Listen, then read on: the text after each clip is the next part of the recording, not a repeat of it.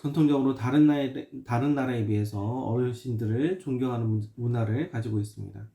이런 전통은 좋은 면이 많이 있지만 반면에 또 나쁜 점도 있습니다. 때때론 아이들 어른들이 너무나도 당연하게 젊은 사람들에게 자신의 경험이 전부인 것처럼 또 자신이 무엇이든 잘 아는 것 마냥 가르치려는 것을 자주 목격할 수 있습니다.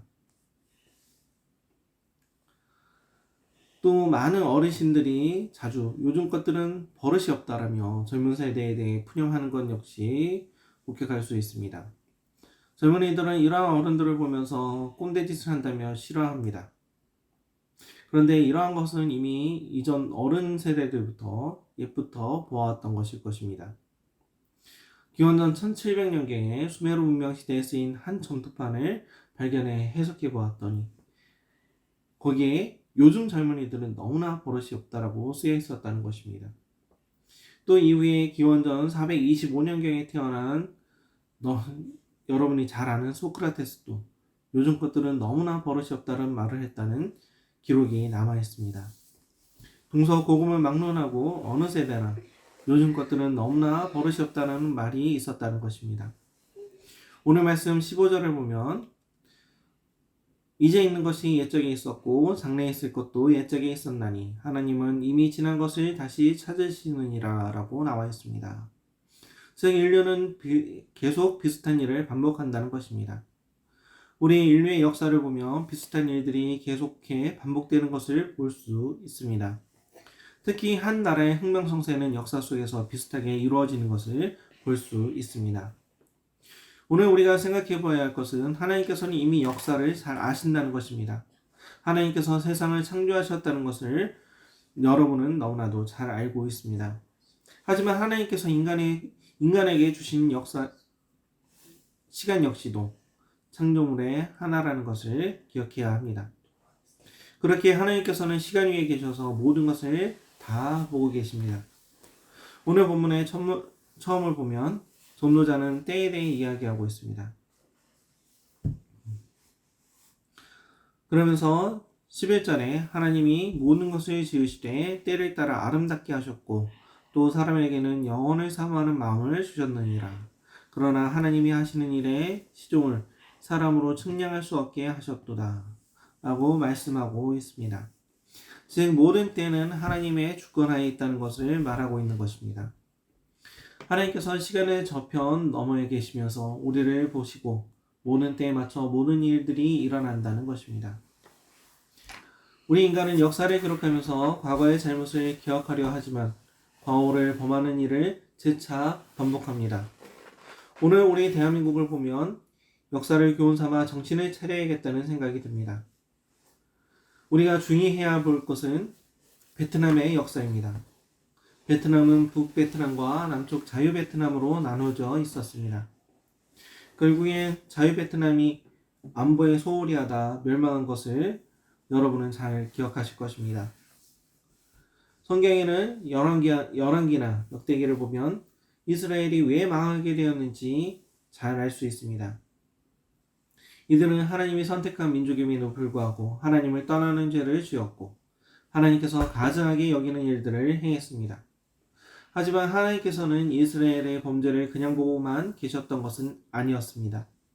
많은 선지자들을 보내어 미리 경고했지만 이스라엘은 전혀 듣지 않았고 결국 하나님께서 주신 땅에서 강제로 이주되는 일을 겪게 되었습니다. 우리는 이스라엘의 역사를 통해서 우리 대한민국 역시도 역사 속에 이스라엘과 같은 일을 겪을 수 있다는 것을 기억해야 합니다. 우리 대한민국을 대부분 많은 사람들이 독립운동을 통해서 건국을 이루었다라고 잘못 알고 있습니다.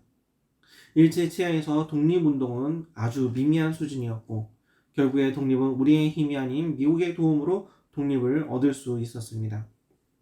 그 뒤에는 하나님께서 예수 그리스도를 구주로 믿으며 대한민국을 하나님 나라로 세우려는 이승만 대통령과 또 그를 돕는 훌륭한 신앙인들로 인하여서 건국을 이루게 하셨습니다. 우리의 대한민국은 하나님께서 하나님의 영광을 위해 세운 나라입니다. 그로 인해 대한민국을 역사상 어디에서도 볼 수 없는 발전을 이루어 왔습니다. 하지만 이스라엘이 하나님을 떠나 멸망하게 된 것처럼 대한민국도 점점 하나님을 떠나 세상에 빠져 인간이 원하는 욕망에 빠져 범죄하며 지금과 같은 위기를 맞게 되었습니다. 오늘 우리의 핵심을 꼬집는 말씀이 전도서 3장 16절 또 내가 해 아래에서 보건대 재판하는 곳 거기에도 악이 있고 정의를 행하는 곳 거기에도 악이 있도다입니다. 사람들이 모든 것을 정의롭게 한다며 행하는 것들에 악이 가득하다는 것입니다.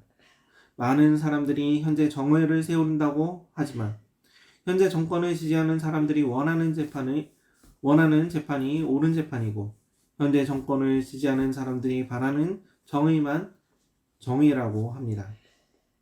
어느 누구나 인정할 수 있는 공의로운 재판이 아니라 일부 특정한 사람들만이 인정하는 재판. 그 사람들이 원하는 정의만 정의라 부른다는 것. 이것은 방금 본 본문의 말씀처럼 악이 있다는 것입니다. 하나님은 이러한 이스라엘에게 가만히 계신 것이 아니었습니다. 하나님께서는 이들에게 자신들이 어떠한 상태이고 회개하고 다시 돌이키기를 원하시며 결국 심판이 있을 거라고 많은 선지자들을 보내어 말씀하셨습니다. 결국엔 이스라엘이 자신들의 죄악으로 인해 심판을 받을 것이지만 그것을 받아들이고 하나님께 나오라고 하셨습니다. 하지만 사람들은 전혀 듣지 않았고 인정하지 않았습니다. 자신들이 듣고 싶어하는 말만 하는 거짓 선지자들의 말에 평화, 우리는 여호와를 섬기는 나라니까 멸망당하지 않을 것이라고 말했지만 이것을 믿었던 이스라엘 백성들은 결국 아수르와 바벨론에게 멸망당하게 됩니다. 지금의 대한민국은 마치 멸망당하기 직전의 이스라엘과 같습니다. 자신들이 원하는 정권이 되어 자신들의 입맛에 맞는 것만 정의라고 외칩니다.